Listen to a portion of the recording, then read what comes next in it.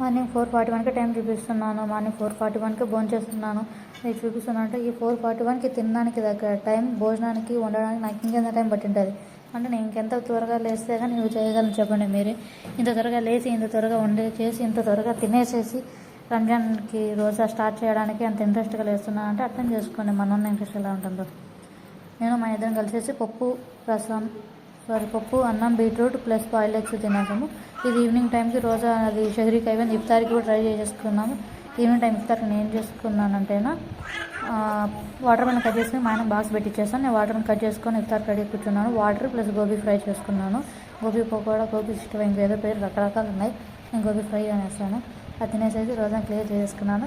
ఈ టైం అయిపోయిన లోపు నేను మాతో పాటు మా పాప కానీ కూర్చోబెట్టుకుని ఆ పాపకు తినిపించేసేసి కొద్దిగా రెస్ట్ తీసుకుందాం అనుకోలేపు నమాజ్ టైం అయిపోయింది.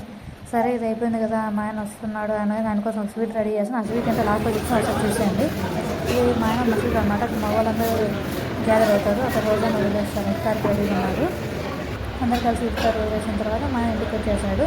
ఇంటికి వచ్చేసాక నేను మా ఆయన మంచిగా ఒక స్వీట్ అయితే షేర్ చేసేసుకొని భోజనానికి ఈరోజుకి డే 2 ఛాలెంజ్ అయితే కంప్లీట్ చేసేసుకున్నాం. Thank you for watching.